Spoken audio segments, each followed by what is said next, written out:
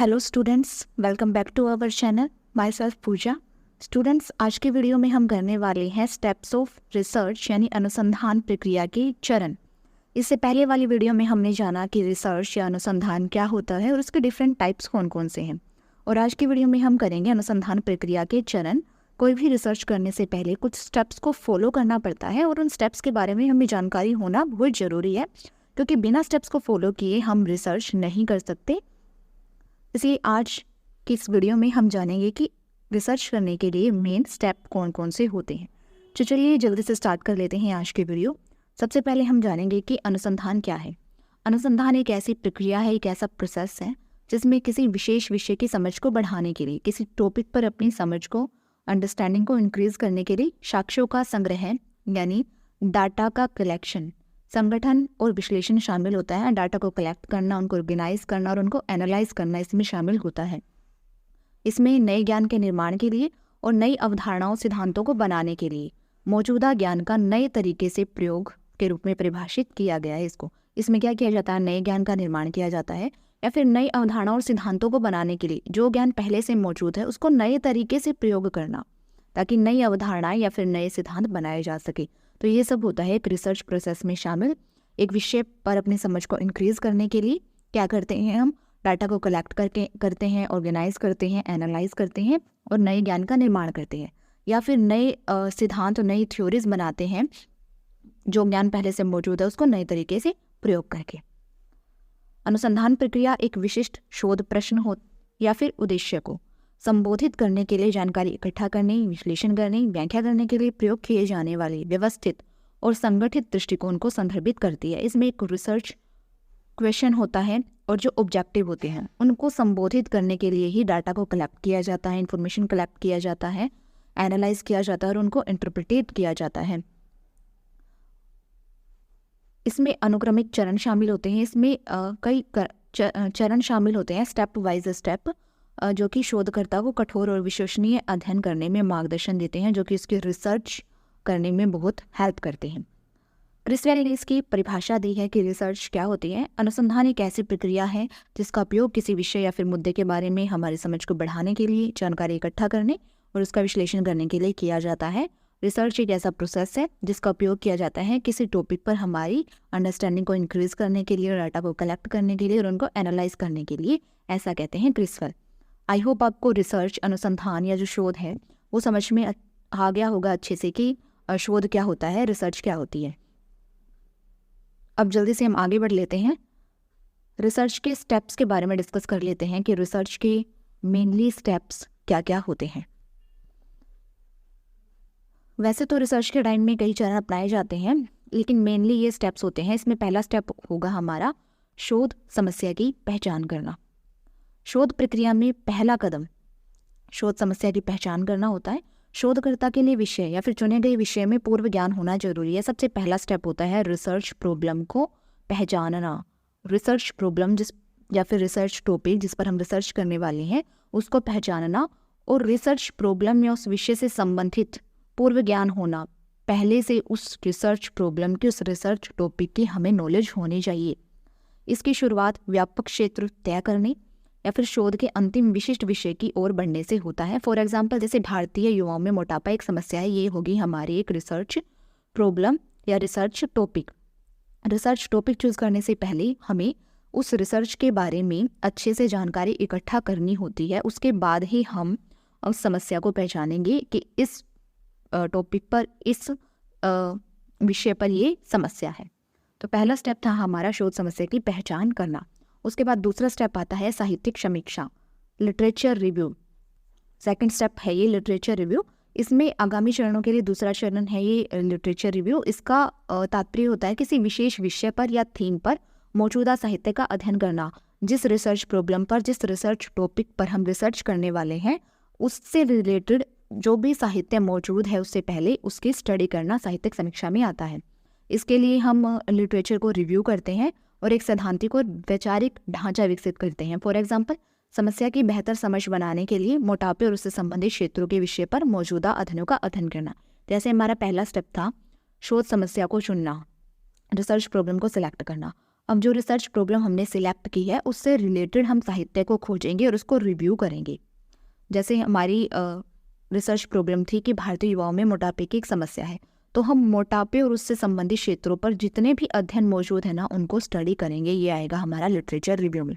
उसके बाद third step आएगा अनुसंधान के उद्देश्य, रिसर्च के ऑब्जेक्टिव तय करना।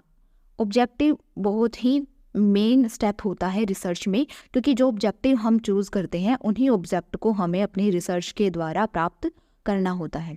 तो अनुसंधान प्रक्रिया का तीसरा चरण यही होता है, अनुसंधान उद्देश्य, रिसर्च के ऑब्जेक्टिव चूज करना, जिसे पूरी प्रक्रिया के दौरान प्राप्त करने की आवश्यकता होती है। ऐसे उद्देश्य होते हैं रिसर्च ऑब्जेक्टिव जिन्हें हम अपने रिसर्च के द्वारा प्राप्त करने का प्रयास करते हैं। ये शोध लक्ष्य आमतौर पर निर्धारित करना, पता लगाना, अन्वेषण करना आदि जैसे वाक्यांशों से शुरू होते हैं।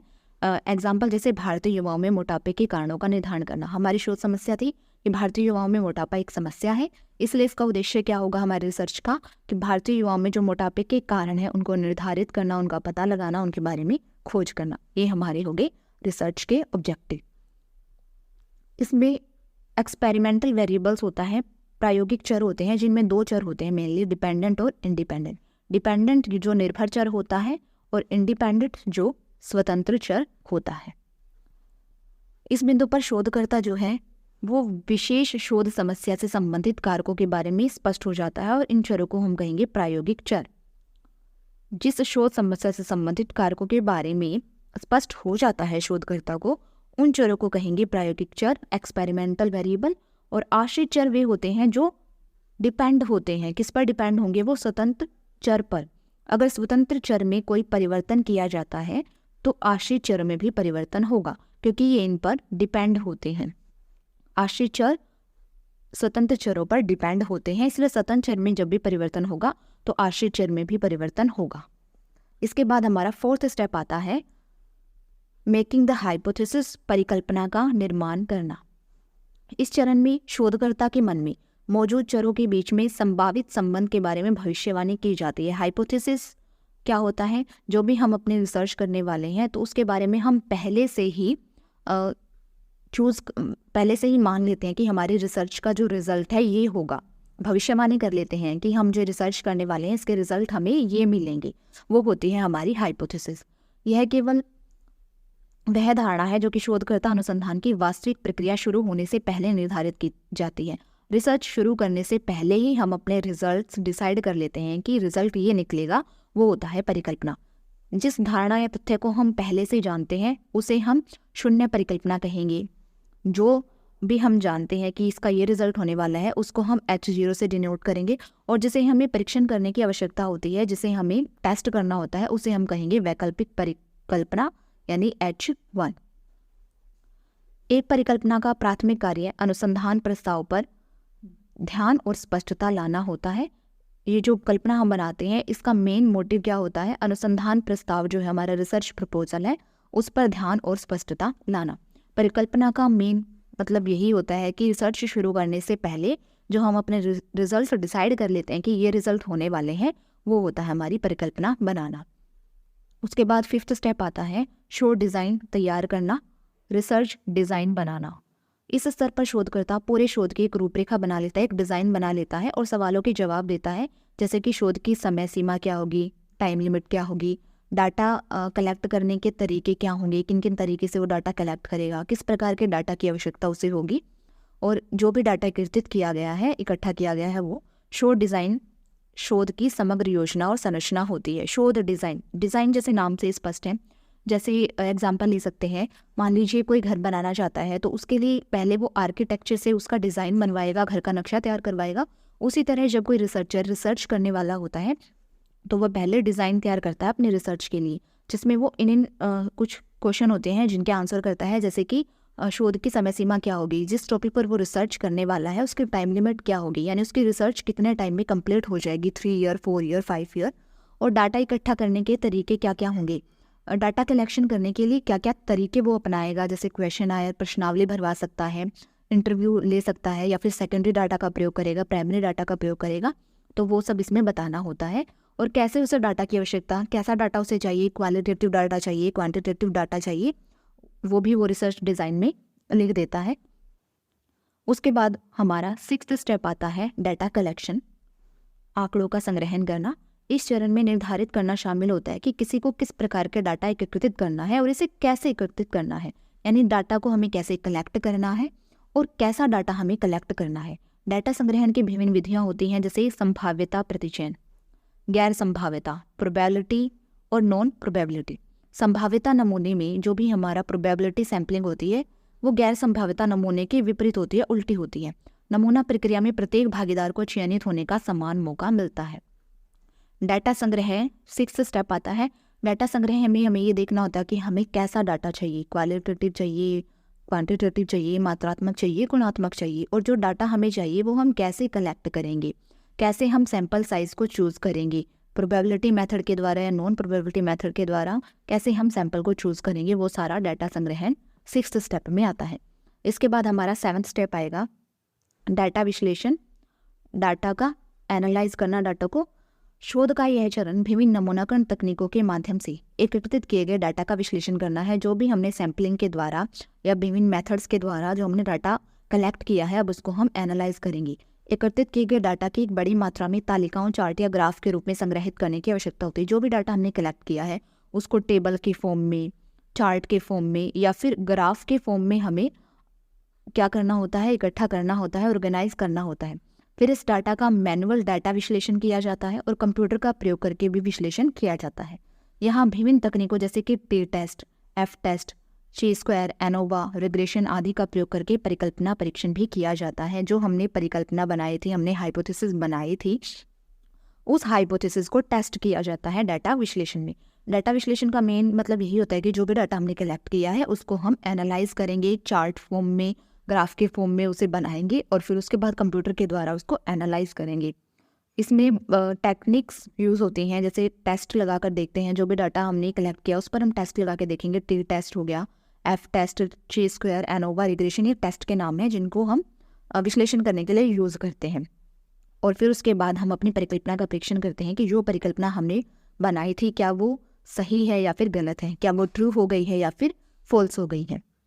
उसके बाद नेक्स्ट स्टेप आता है सामान्यीकरण करना और व्याख्या करना, इंटरप्रिटेशन करना, जनरलाइजेशन करना और इंटरप्रिटेशन करना। विभिन्न तकनीकों का प्रयोग करके परिकल्पना और डाटा का विश्लेषण करने के बाद हमने परिकल्पना और डाटा का विश्लेषण कर लिया। उसके बाद शोधकर्ता विषय के सामान्यीकरण पर पहुंचता है, उसका जनरलाइजेशन करता है। अब वह सभी अवलोकनों के आधार पर, ऑब्जर्वेशन के आधार पर एक सिद्धांत तैयार करता है, एक थ्योरी बनाता है और एक सामान्य विचार विकसित करता है, एक कॉमन आइडिया डेवलप करता है जिसे बाद के शोध में उपयोग किया जा सकता है। जब उसने डाटा कलेक्ट कर लिया, डाटा को एनालाइज कर लिया और अपनी परिकल्पना की पुष्टि कर ली, तो उसके बाद वो जर्नलाइजेशन करेगा, उसकी व्याख्या करेगा कि उसकी ये रिसर्च थी और उससे ये रिजल्ट निकला। एक सामान्यकरण पर पहुंचेगा वो, एक सामान्य विचार विकसित करेगा जो कि उसके बाद में कोई अगर रिसर्च करेगा तो उसमें प्रयोग किया जा सके। ऐसा एक कॉमन थॉट, कॉमन विचार वो सामान्यकरण में देगा। उसके बाद नेक्स्ट स्टेप होता है रिपोर्ट लेखन, जो कि लास्ट स्टेप है रिसर्च का, रिपोर्ट राइटिंग। या रिपोर्ट लेखन प्रक्रिया का लास्ट स्टेप होता है जिसके दौरान शोधकर्ता अपने द्वारा किए गए शोध के बारे में सब कुछ लिखता है। जितने भी ये स्टेप्स हैं, शोध समस्या का चुनाव करना, रिसर्च डिज़ाइन बनाना, डाटा कलेक्शन करना, वो सारे स्टेप यानी जो भी उसने रिसर्च में अब तक किया है उस सब को वो लिखता है, रिपोर्ट बनाता है। उसकी रिटर्न में उसको लिखना, जो भी उसने रिसर्च की है उसको लिखना। इस रिपोर्ट में शीर्षक होता है, टाइटल होता है, जो भी उसने समस्या चुनी थी वो टाइटल, उसके बारे में उसके बाद इंट्रोडक्शन देगा,